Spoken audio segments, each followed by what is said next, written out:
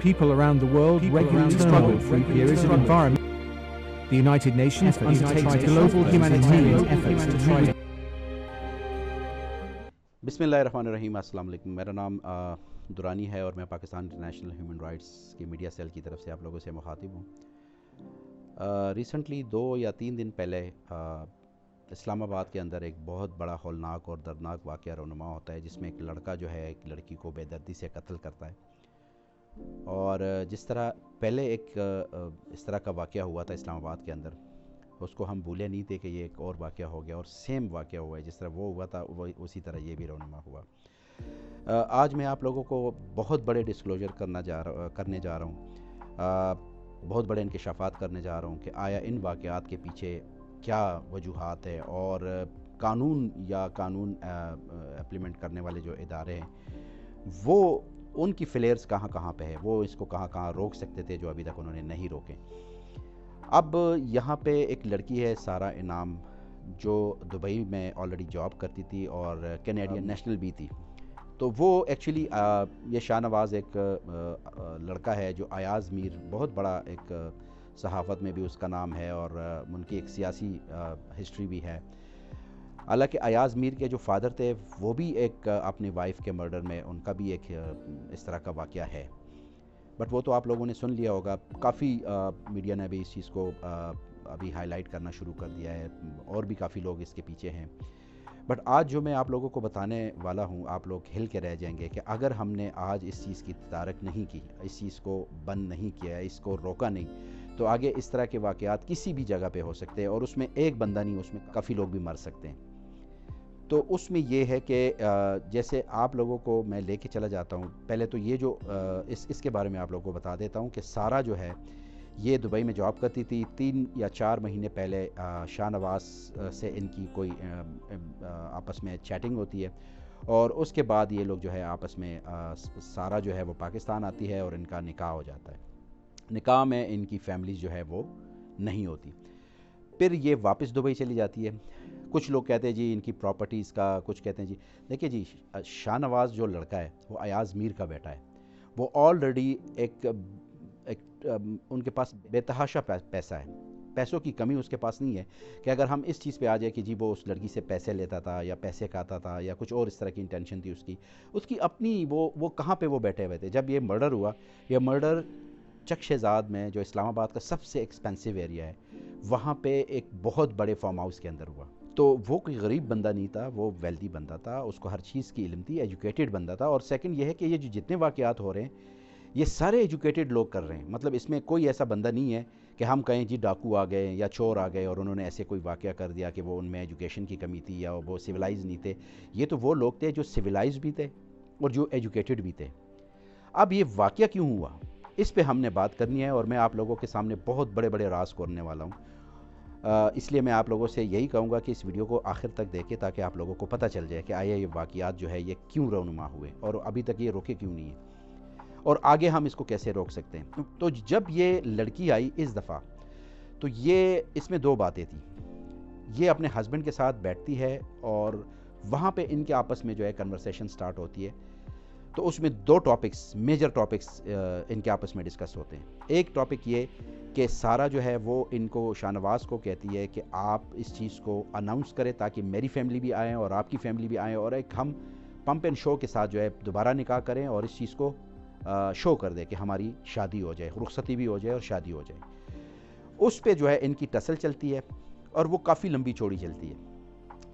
इसके बाद जो है दूसरी बात जो है वो ये इस चीज़ पे आ जाती है कि दुबई में क्योंकि सारा जॉब करती है और मैं दुबई में काफ़ी अर्सा रहा हूँ, मुझे वहाँ के माहौल का भी पता है, मुझे वहाँ के हर चीज़ का पता है। तो वहाँ पे थोड़ी सी आप लोग भी दुबई के बारे में जानते होंगे। तो शाहनवाज़ जो था वो खुश नहीं था कि सारा जो है वो दुबई में दोबारा जाए और वहाँ पे जॉब को कंटिन्यू करे। इस पे भी बात चली। ये 2 टॉपिक मेजर टॉपिक थे जिन पे शाहनवाज़ जो है वो बहुत एग्रेसिव हुआ। इनके आपस में जो है वो एक नॉर्मल बात जो है वो किसी और तरफ निकल गई। अब जो है तीसरी बात वो ये है कि उसी फार्म हाउस के अंदर इसकी माँ भी मौजूद थी और इनके सर्वेंट भी मौजूद थे। तो नॉर्मली जब बंदा बात करते, चाहे जितना भी तेज़ आवाज़ में बात करे, तो वो पता चलता है कि जी कन्वर्सेशन हो रही है, बातचीत हो रही है। फिर उसके बाद ये लड़का जो शाहनवाज़ है ये उठ के डंबल उठा के वो थ्रो करता है और इसके सर पे दे मारता है। अब डंबल जो है, मैं खुद जिम जाता हूँ, मुझे पता है 5 kg से ऊपर का डंबल जो है वो कभी भी आप थ्रो नहीं कर सकते। उसका वेट इतना हो जाता है कि आप उसको उठा तो सकते हैं लेकिन आप किसी की तरफ थ्रो नहीं कर सकते वो। तो ये भी फैक्ट है कि मतलब वो जो डंबल इन्होंने मारा है वो तो खैर अभी पुलिस के पास ऑलरेडी उसका भी एक रिकॉर्ड होगा, वो भी उन्होंने अपने पास रखा होगा। तो मेरे अंदाजे के मुताबिक उसका वेट जो है 5 से 6 kg से ऊपर नहीं था, इसलिए उसने इजी उठा के उसको उसके सर पे दे मारा। तो जब वो लगिया उसको तो उसके बाद उसने चीखना शुरू कर दिया, सेम जैसे नूर मुकद्दम केस में हुआ, उसने चीखना शुरू कर दिया। उनके जो वहाँ पे सर्वेंट थे उन्होंने इस चीज़ को नोट किया। अब यहाँ पे एक क्वेश्चन राइज होता है कि इनकी माँ ने वो चीखो पुकार क्यों नहीं सुनी। वो इनकी माँ थी, लाजमी बात है, माँ का एक रिश्ता होता है, और उसने उस टाइम ऑब्जेक्ट क्यों नहीं किया। तो मेरे अंदाजे के मुताबिक 15 से 20 मिनट बल्कि आधा घंटा जो है वो लड़की वहाँ पे चिल्लाती रही है, मदद के लिए पुकारती रही। इस बंदे ने उसके बाद इसको उठा के एक टब में डाला वॉशरूम के अंदर और उसके अंदर जो है पानी छोड़ दिया। अब वो लड़की, लाजमी बात है, और फिर वही डंबल उठा के उससे 2-3 हिट उसको और किए, मतलब उसको मारने की कोशिश की फुल फिल कि अब तो ये डेफिनेटली अगर ये बच गई तो अब मेरे ऊपर तो डेफिनेटली ये मेरे साथ कानूनी कार्रवाई भी कर सकती है और भी हमारे वैसे ही रिलेशन ख़राब होंगे। तो उसने उसको मारना ही बेहतर समझा, जो उसकी सोच गलत थी। तो उसने जो है वो डंबल उठा के उसको 2-3 हिट और मारे। तब भी वो लड़की जिंदा थी और वो चीख रही थी, पुकार रही थी हेल्प के लिए कि मुझे कोई आए और मुझे बचाए। तो आधा घंटा, पौना घंटा, ये एक बहुत बड़ा टाइम होता है। अगर उनकी माँ ने वहाँ पे उस टाइम भी एक्शन लिया होता, बाहर निकल के किसी को बुलाया होता, पुलिस 15 पे कॉल की होती, वो तो चलो मुझे भी पता है कि हमारे 15 को कॉल करके वो कितना टाइम में पहुँचती है और हमारे फ्लेयर्स क्या है, वो तो कभी हम ग्रोथ उसमें कर ही नहीं सकते ना, उससे कोई एक्सपेक्टेशन कर सकते हैं। लेकिन गली मोहल्ले में हमारे अपने जो लोग हैं, अवाम है, वो बहुत तगड़ी अवाम है और अगर हम हेल्प के लिए बुलाए तो लोग आ जाते हैं। तो ना उनकी माँ ने ऐसी कोई एफर्ट्स की। फिर उस पर एक और भी क्वेश्चन राइज होता है और वो ये है कि इनकी माँ जो है इन दोनों की शादी के अगेंस्ट थी। अब यहाँ पे ये भी चीज़ है कि ये इनकी जो माँ है वो इनकी शादी के अगेंस्ट थी, तो इस वजह से उसने फिर इसमें कोई इंटरेस्ट नहीं लिया कि जो भी होता है होने दे।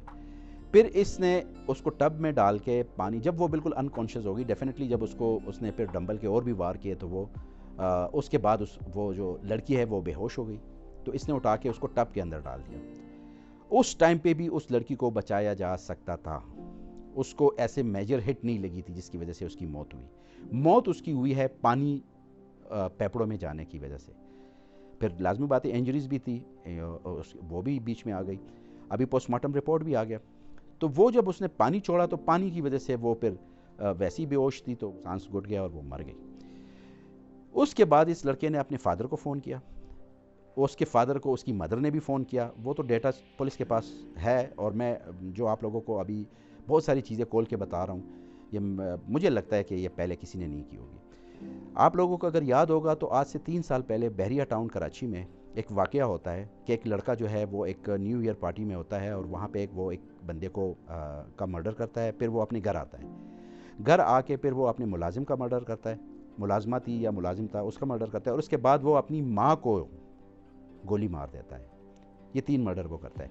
फिर वो उस बिल्डिंग, मतलब अपनी फ्लैट से नीचे आता है और नीचे भी वो उसके हाथ में पिस्टल और वो सिगरेट पीता है और बड़ा वो उसमें बाद में ये डिस्क्लोज़ होता है कि जी वहाँ पे जो इस लड़के ने ड्रग यूज़ किया था उसका नाम है ज़ॉम्बीज़। ये एक कैप्सूल फॉर्म में एक ड्रग आता है और यहाँ पाकिस्तान के अंदर नॉर्मली अवेलेबल है, जो मैंने सुना है, देखा नहीं है लेकिन सुना है कि यहाँ पे मिल जाते हैं। अगर कोई बंदा इसके पीछे एफर्ट्स करता है तो मिल जाते हैं। तो अब ये कैप्सूल जब उस लड़के ने खाया तो इसका अगर आप गूगल में भी जाएंगे तो गूगल में भी आपका इसकी पूरी हिस्ट्री मिल जाएगी। अब इस कैप्सूल के खाने के तकरीबन आधा पौने घंटे के बाद इंसान का जो है अपने माइंड पे काबू नहीं रहता और उसको पता भी नहीं चलता कि मैं क्या कर रहा हूँ। तो उसने फिर उसी लड़के ने अपने आप को भी शूट कर दिया, खुद भी वो मर गया।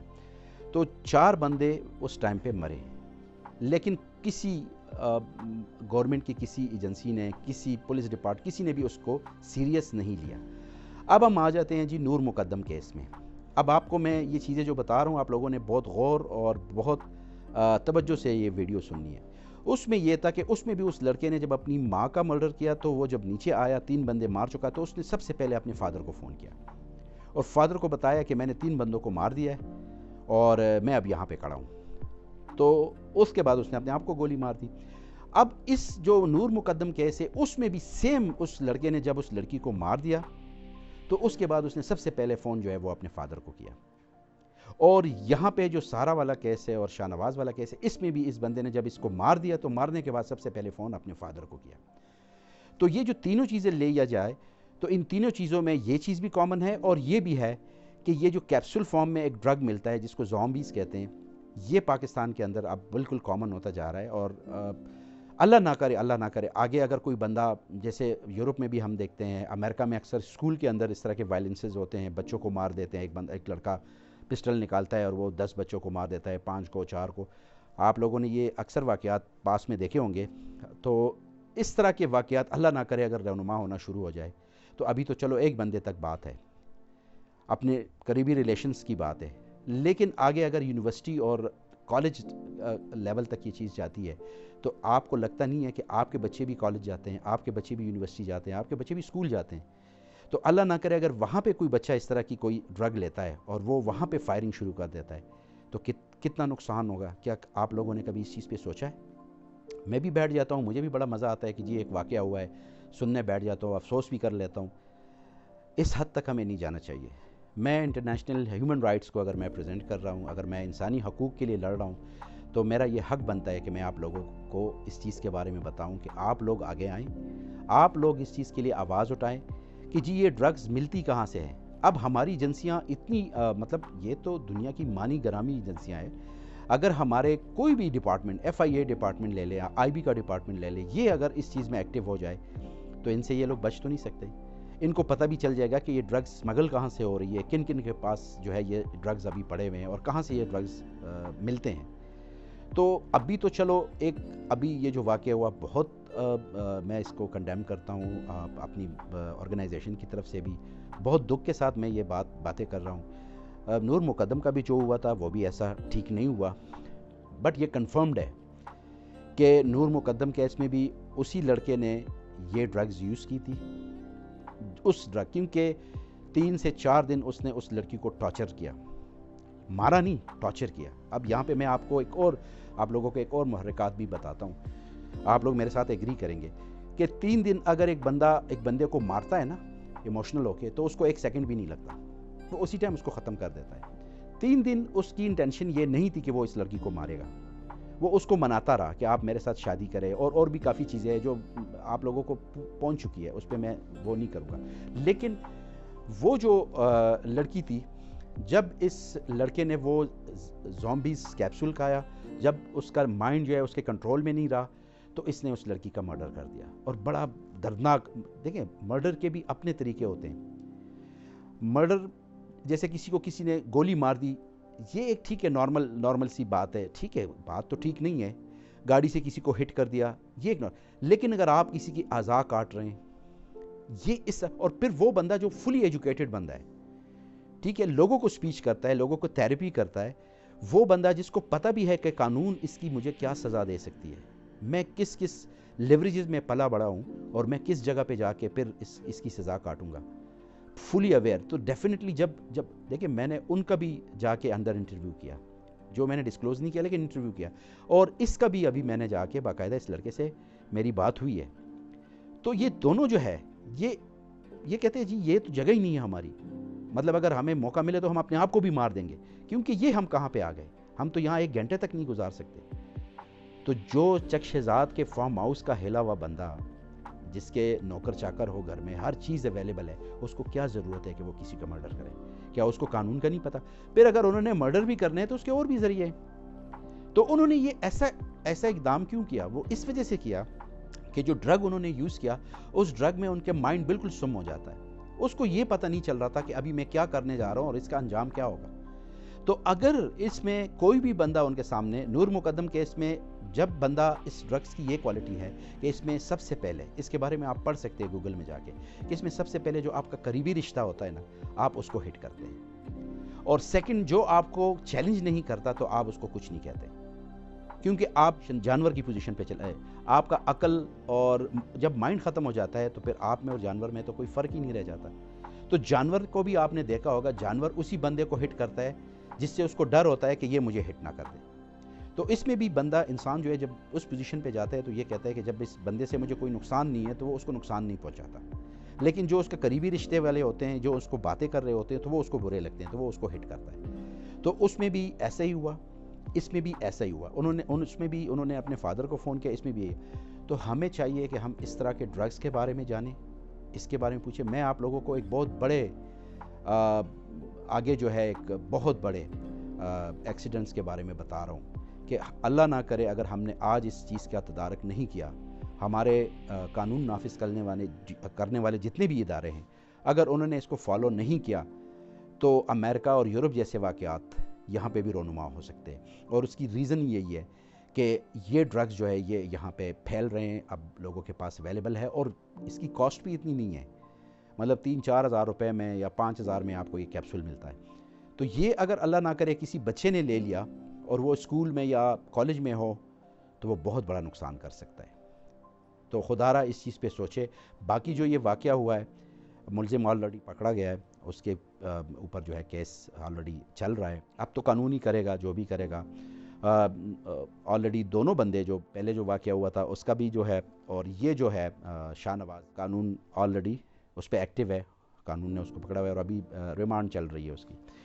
तो हमें इस तरह के वाक़यात अगर हम चाहे कि आगे रोनुमा ना हो तो सबसे पहले, क्योंकि हमारी भी ये वो बनती है, हमारे भी फ़राइज़ में शामिल है कि अगर कानून काम नहीं कर रहा, जो आपको भी पता है कि हमारा कानून दुनिया का सबसे करप्ट तरीन कानून है, हमारे इदारे सबसे करप्ट तरीन इदारे हैं, तो हम कम से कम, हमारी ये ड्यूटी बनती है कि हम किसी स्टोर पे जाते हैं या किसी जगह पे ऐसी एक्टिविटीज़ देखते हैं या कोई, तो हम उसी टाइम पे उसको रोक लें।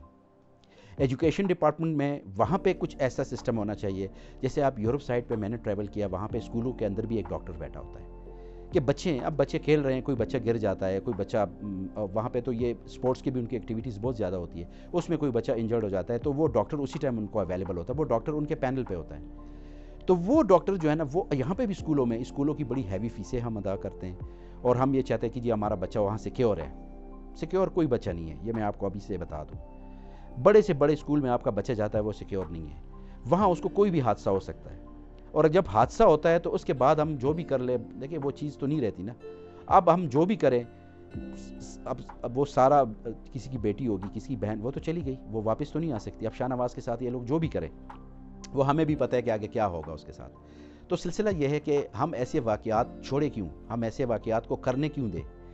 तो इसके लिए खुदारा सोचे, अपने हकूक़ के बारे में जानिए और इस चीज़ को जो है आप लोग गहराई से सोचें इसके बारे में कि आए ये ड्रग्स जो है इसको हम किस तरह रोक सकते हैं, और हमारी जो जितनी भी कानून नाफिज करने वाले इदारे उसको भी इन चीज़ों के ऊपर जो है काम करना पड़ेगा और काम करना चाहिए। तो हम कोशिश करें कि इस तरह के वाक़यात जो है वो इन फ्यूचर जो है रोनुमा ना हो।